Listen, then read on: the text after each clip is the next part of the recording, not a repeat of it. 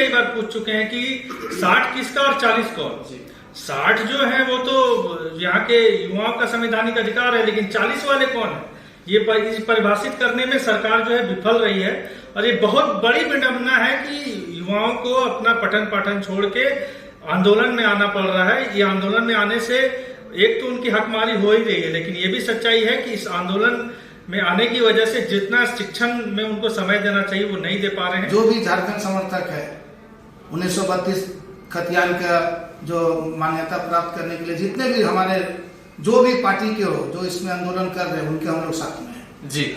और भी यहाँ पे 60-40 नियोजन नीति को लेकर तमाम जेएसएसयू के टीम यहाँ पे आए हुए थे और जो हमारे सिल्ली विधायक श्री सुदेश मेहतो जी यहाँ पे नहीं होने के कारण उन्होंने अपने डिजिटली सिग्नेचर देकर यहाँ पे जेएसएसयू टीम को थमाया गया। इसी बीच यहाँ पे जो इस केंद्रीय कार्यालय में जो है उनसे हम जानने की कोशिश करेंगे कि क्या कुछ 60-40 को लेकर अपना ओपिनियन रखेंगे और इस ऑफिस में होने के नाते आजसू का सक्रिय सदस्य होने के नाते इनसे हम जानने की कोशिश करेंगे। जोहार भैया, क्या आपका परिचय दे दीजिए। केंद्रीय कार्यालय सचिव बनमाली मंडल। किस तरह से आप 60-40 को देखते हैं? जहां तक देखा जा रहा है कि तमाम झारखंड के विधायक संसद 60-40 नियोजन नीति का विरोध में अपना समर्थन दे रहे हैं, आप किस तरह से लेते हैं? देखिए, हम लोग तो छात्र हित से आंदोलन करके आए हैं, तो छात्र का दर्द और झारखंड का दर्द अच्छी तरह से जानते हैं। तो जो अभी हेमंत जी एक तरह षड्यंत्र जो कर रहे हैं 60-40 का, तो आजसू पार्टी इसका खिलाफ में है। माननीय अध्यक्ष जी हमारे आप लोगों के समर्थन में एक पत्र भी दिया है मुख्यमंत्री के नाम पे, वो पत्र भी हम लोग अभी आप ही के छात्र संघ को हम लोग दे रहे हैं। अध्यक्ष जी नहीं रहने के कारण हम लोग आपके साथ बात कर रहे हैं। जिस तरह छात्र कहीं ना कहीं कभी सदन के बाहर तो कहीं सड़कों पे दिखाई देते हैं 60-40 नियोजन नीति को लेकर तमाम आंदोलन हुए, इसमें आपकी पार्टी की तरफ से कितना कुछ अहम भूमिका निभाई आप लोगों ने? देखिए, आजसू पार्टी शुरू से संघर्ष से उपजा हुआ पार्टी है जी। ये झारखंडियों का दर्द को अच्छी तरह से जानते हैं जी। हमारे अध्यक्ष जी माननीय सुदेश कुमार महतो जी ने भी बहुत संघर्ष किए राज्य के लिए, और अभी जिस तरह अन्यायपूर्वक माने झारखंडियों के साथ हो रहा उसमें उनका विचार है कि हम लोग खुल के जो भी झारखंड समर्थक है 1932 खतियान का जो मान्यता प्राप्त करने के लिए जितने भी हमारे जो भी पार्टी के हो जो इसमें आंदोलन कर रहे हैं उनके हम लोग साथ में हैं जी। और भी यहाँ पे सर लोग हैं जी। जोहार सर। जोहार। जिस तरह से आज जो कहीं ना कहीं एक स्टूडेंट यूनियन है, तो झारखंड के स्टूडेंट के लिए आप किस तरह से अपने बातों को रखेंगे और झारखंड के स्टूडेंट को आप किस तरह से सहयोग देंगे? जिस तरह से देखा जा रहा है कि सरकार की गलत नीति की वजह से छात्र कभी सड़कों पे दिखाई पड़ते हैं, कभी सदन के बाहर दिखाई पड़ते हैं, कभी लाठी डंडे खाते हैं। क्या लगता है आपको, क्या होना चाहिए कि नीति किस तरह की बननी चाहिए? वर्तमान में राज्य की विडंबना है कि जिन छात्रों को पुस्तकालय में होना चाहिए, कॉलेजों में होना चाहिए, विश्वविद्यालयों में होना चाहिए, वो मजबूरीवश सड़क पे आ रहे हैं।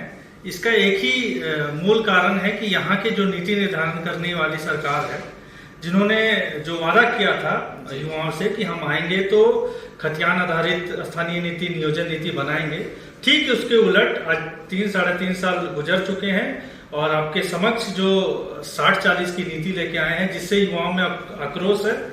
हम तो कई बार विभिन्न पटल पे रख चुके हैं, हमारे केंद्रीय अध्यक्ष भी सदन में विभिन्न इससे संबंधित विषयों को उठा चुके हैं।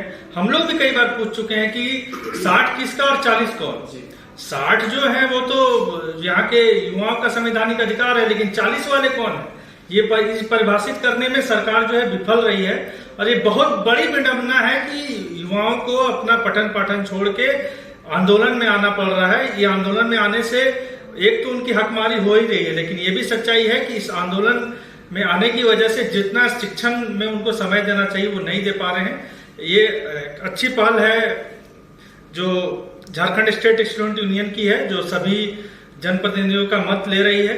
हमारा भी हमारे केंद्रीय अध्यक्ष श्री सुदेश कुमार महतो जी भी इस आंदोलन को अपना समर्थन देते हुए अपना मत दिए हैं कि जाहिर सा बात है 60-40 की नीति को यहाँ से हटाना चाहिए और खतियान आधारित नीति को खतियान आधारित नीति पे सरकार को आगे बढ़ना चाहिए।